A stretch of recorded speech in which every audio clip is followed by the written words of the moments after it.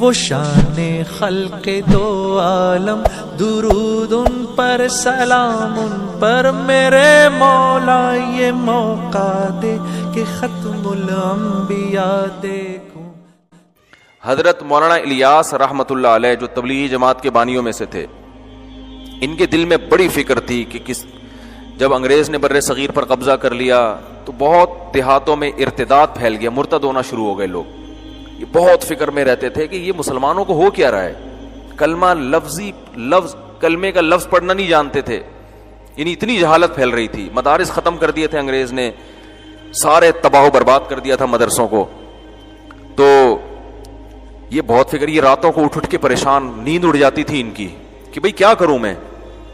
تو بہت کبھی ان کا خیال آتا کہ میں بھی مدرسہ بناؤں، تو پھر یہ سوچتے کہ مدرسے میں تو محدود لوگ آتے ہیں نا، محدود بچے ہوتے ہیں، محدود لوگ ہوتے ہیں، یہ اتنی بڑی قوم جو اتنے لاکھوں لوگ ہیں ہندوستان کے، جس میں پاکستان اور بنگلہ دیش بھی تھا، ان کے ایمان کو کیسے بچایا جائے؟ نہ پیسے ہیں، نہ وسائل ہیں، حکومت برطانیہ کی ہے، وہ تو اسلام کو نہیں پسند کرتا تھا۔ تو اتنا درد تھا ان کے دل میں۔ ان کی سوانے میں لکھا ہے کہ راتوں کو نیندیں اڑ جایا کرتی تھی ان کی۔ ان کے اہل خانہ بتاتے ہیں چہل قدمی کر رہے ہوتے تھے رات کو، پوچھتے کیا کہہ رہے ہیں یہ ہمارے یعنی مسلمانوں کا ہوگا کیا، یہ تو سب اسلام سے دور ہو جائیں گے، اس کو کیسے روکا جائے؟ تو اللہ نے ان کے ذہن میں یہ ترکیب ڈالی کہ بھائی کوئی الگ سے مدرسہ بنانے کی ضرورت نہیں ہے، کوئی انسٹیٹیوٹ بنانے کی، یہ روایتی طریقے ہیں جو صدیوں سے آ رہے ہیں، چلتے رہیں گے۔ عوام میں کوئی بہت بڑا کام کرنا چاہیے۔ اور ان کے ذہن میں یہ بات آئی کہ جس چیز پہ انسان کا جان، مال اور وقت لگتا ہے، انسان کے دل میں اسی کی قدر آتی ہے۔ صحابہ کرام کی جان بھی لگی، مال بھی لگا اور وقت بھی لگا۔ تو ان کا جان اور مال اور وقت لگاؤ۔ اور جہادی تحریکیں بھی ناکام ہو چکی تھیں، بہت سے علماء انگریز کے خلاف کھڑے ہوئے۔ یہ جتنے دیوبند کے علماء ہیں نا، ان میں کوئی ایک بھی ایسا نہیں ہے جس نے انگریز کے خلاف جہاد میں حصہ نہ لیا۔ انگریزوں کے خلاف جو لڑائیاں ہوئی ہیں نا، اس میں اس انگریز نے علماء دیوبند کے ایک ایک کے نام بیان کیے ہیں۔ وہ گورا لکھ رہا ہے کہ یہ وہابی تھے اور یہ لڑے، یہ لڑے، یہ لڑے، یہ لڑے۔ یہ میں اس لیے بتا رہا ہوں آپ کو کہ آج بہت سارے الٹے سیدھے الزامات علماء دیوبند پہ لگائے جاتے ہیں۔ تو انگریز کے خلاف اگر کوئی میدان میں حقیقی معنوں میں آ کے کھڑا ہوا ہے نا، تو کون کھڑا ہوا ہے؟ یہ وہی جن کو صوفی کہا جاتا ہے، جن کو کہا جاتا ہے یہ بس چٹائیوں پہ بیٹھ کے اللہ اللہ کرنے والے تھے۔ یہ چٹائیوں پہ بھی بیٹھتے تھے اور میدان جنگ میں گھوڑوں پہ بھی بیٹھتے تھے۔ تو جب وہ جہادی تحریکیں ناکام ہو گئی، کیونکہ مسلمانوں نے حقیقی معنوں میں ساتھ نہیں دیا، انگریز اتنا ذہن بنا چکا تھا کہ بغاوتیں ہو رہی تھیں، اپنے ہی لوگ بغاوت کر لیتے تھے۔ تو حضرت مولانا الیاس رحمت اللہ علیہ نے جب دیکھ لیا نا یہ سب کچھ کیا ہو گیا ہے، ناکام، تو اب ایک حل تو یہ کہ مسلمانوں کو ایسے ہی چھوڑ دو۔ کہا ایسے ہی نہیں چھوڑا جا سکتا۔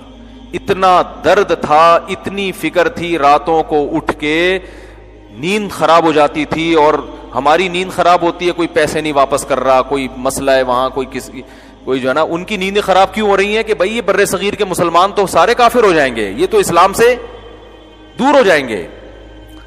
تو دینی مدارس کافی نہیں ہے اس فتنے کو کنٹرول کرنے کے لیے، وہ اپنا کردار تو ادا کر رہے ہیں مگر یہ کافی نہیں ہے۔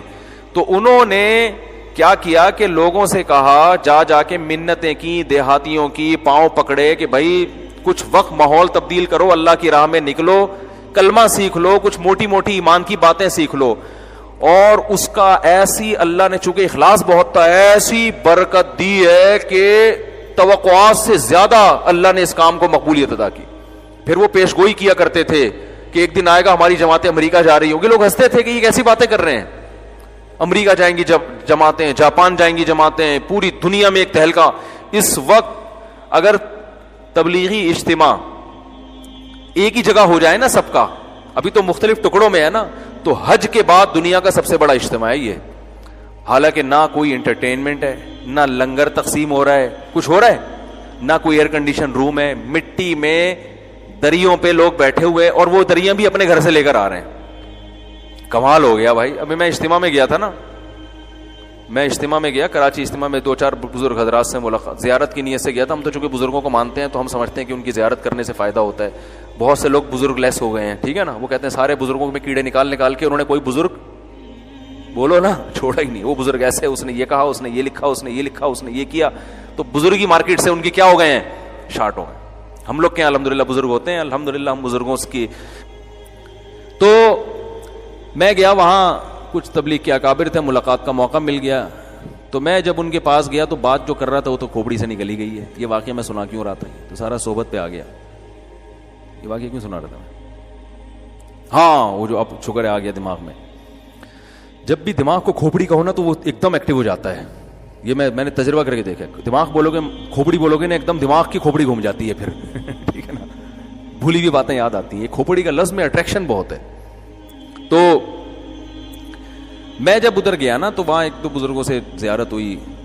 تو وہاں ہم جب بیٹھے نا کھانا کھانے کے لیے, میں اخلاص بتا رہا ہوں کہ حضرت مولانا الیاس رحمۃ اللہ علیہ کا جو سینے کا درد تھا نا, وہ کیسے منتقل ہوا ہے. حالانکہ نہ کوئی اسباب تھے, نہ کوئی وسائل تھے, بس لوگوں کے جا کے منتیں کرتے تھے, کچھ وقت لگاؤ, اپنی جان, اپنا مال, اپنا وقت خرچ کرو. اس کی برکتیں دیکھیں, کیسے ارب پتی کروڑ پتی لوگ جماعت میں نکلے, سارے کام آٹومیٹک ہو رہے ہیں. ڈاکٹر بھی بیٹھے ہوئے ہیں, کوئی فیس نہیں. ٹھیک ہے نا, ہوٹل کھلے ہوئے ہیں, کوئی پروفٹ نہیں ہے, سب فی سبیل اللہ, ہر آدمی فی سبیل اللہ. تو میں جب وہاں گیا تو ایک وہاں کوئی پرانے تھے, انہوں نے مجھے کھانا دیگ پہ بیٹھے ہوئے تھے, وہ دیگیں کھلا رہے تھے نا. ہم بھی گننے بن کے بیٹھ گئے وہاں پہ, ہمیں بھی خیر کھلایا انہوں نے. فری پھوڑ کا کون چھوڑتا ہے بھائی. تو میں نے کہا یار یہ دیگ پہ کون بیٹھا ہوا ہے؟ تو انہوں نے بتایا یہ کتنی فیکٹریوں کے مالک ہیں, یہ کتنے کروڑ پتی آدمی ہیں, اور دیکھو کیسے اپنے آپ کو کیا کر دیا.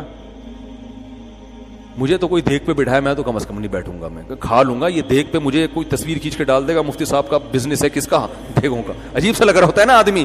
میں بکری کے ساتھ تصویر کھنچوانے کے لیے تیار ہوں, بریانی یا قورمے کی دیگ کے ساتھ مجھے تصویر کھنچواتے ہوئے بڑی شرم آتی ہے, کیونکہ ایسا لگے گا ان کا کیا ہے, یہ دیگوں کا کام کر رہے ہیں. ہمیں تو بڑی شرم آتی ہے, ہم تو نہیں بیٹھ سکتے.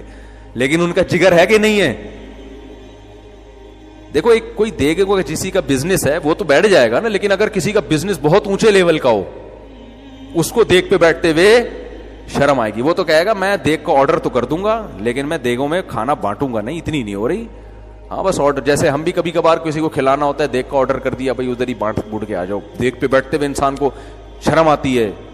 میں نے دیکھا یار دیگ پہ بیٹھ کے کیا کر رہے ہیں, اور ایک نہیں ہے, لاکھ ہزاروں لوگ تبلیغ میں جڑے ہوئے ہیں, ان کی کروڑوں روپے کی آمدن ہے, درجنوں فیکٹری ہیں. ایسا اپنے آپ کو مٹی میں ملایا ہوا ہے, خاک میں ملایا ہوا ہے, غریب سے غریب آدمی کے پاؤں پکڑ پکڑ کے اس کو اللہ کی راہ میں نکال رہے ہیں, جس سے کوئی لینا دینا نہیں ہے. تو جب یہ میں اصل بتا رہا تھا, کام جب شروع ہوا نا تبلیغ کا, تو بہت پھیلنا شروع ہو گیا. حضرت مفتی محمد شفیع صاحب رحمۃ اللہ علیہ ایک دفعہ گئے حضرت مولانا الیاس رحمۃ اللہ علیہ کی عیادت کے لیے, بیمار ہو گئے تھے. تو حضرت مولانا الیاس رحمۃ اللہ علیہ نے فرمایا, جو میں اصل استدراج سمجھانا چاہ رہا تھا کہ بے دین میں اور دینداروں میں کیا فرق ہوتا ہے, کہ بے دین آدمی کو گناہ کر رہا ہے, عیاشی کر رہا ہے, اور اس کو نعمتیں مل رہی ہیں تو سمجھتا ہے کہ کیا یہ سب صحیح ہو رہا ہے بھائی. اور جو اہل اللہ ہوتے ہیں وہ تقوی اختیار کرتے ہیں, اور ان کو عیاشی نہیں بلکہ ان کے دین کے کام میں برکت ہو رہی ہے, تو وہ سمجھ رہے ہوتے ہیں شاید اللہ کی طرف سے ڈھیل نہ ہو کہیں, ایسا نہ ہو اللہ ناراض ہو اور اللہ نے کہا چلو ابھی کام کو پھیلنے دیتا ہوں. تو حضرت مولانا الیاس رحمۃ اللہ علیہ بیمار تھے. حضرت مفتی محمد شفیع صاحب رحمہ اللہ تعالی نے ان کے پاس گئے, تو حضرت مولانا الیاس رحمۃ اللہ نے فرمایا کہ تبلیغ کا کام اتنا پھیلتا جا رہا ہے, مجھے ڈر ہے کہ یہ اللہ کی طرف سے ڈھیل نہ ہو. آپ اندازہ لگاؤ کہ ایسا نہ ہو کہ اللہ ہم سے ناراض ہو اور اللہ وقتی طور پہ ترقی دے رہا ہو ہم کو, کہ چلو فی الحال تم جو کام لے کے چلے تھے میں اس کو پھیلا رہا ہوں, لیکن اندر سے اللہ کیا ہو, ناراض ہو, اور آخر میں ہمیں کہیں پکڑ نہ لے. تو حضرت مفتی محمد شفیع صاحب تھے مفتی, حقیقی مفتی. ایسے نہیں کہ آج پتھر اٹھاؤ تو کیا نکلتا ہے, ہر پاگل سے پاگل کیا بنا ہوا ہے, مفتی بنا ہوا ہے. اتنا سستا لفظ ہو گیا ہے نا کہ میں کہتا ہوں کسی کو کچھ نہیں آتا تو مفتی لگا دو اس کے نام کے ساتھ. جن چڑیل بھوت بھگانے والے بھی کیا ہیں, مفتی. استخارے نکال کے لوگوں کو الو بنانے والے بھی کیا ہیں. تو وہ جو تھے حضرت مفتی شفیع صاحب رحمۃ اللہ واقعی مفتی تھے. تو انہوں نے فرمایا کہ یہ استدراج نہیں ہے, استدراج بولو نہیں ہے, یہ ڈھیل نہیں ہے, آپ تسلی رکھیں. کہا آپ کو کیسے پتہ چل گیا ڈھیل نہیں ہے؟ کہا اگر یہ اللہ کی طرف سے ڈھیل ہوتی نا تو آپ کو یہ خوف نہ ہوتا کہ یہ ڈھیل تو نہیں ہے. خاندانی جواب دیا کہ نہیں دیا؟ کیونکہ جب ڈھیل ہوتی ہے تو اس میں انسان یہ سمجھتا ہے کہ یہ نعمتوں کی بارش ہو رہی ہے مجھ پر, وہ تو اترانے لگتا ہے. جس کو یہ خوف ہے کہ بھئی آزمائش نہ ہو, یہ خوف اس کی علامت ہے کہ یہ ڈھیل نہیں ہے, یہ اللہ کی طرف سے برکت ہے, کام کی مقبولیت ہے.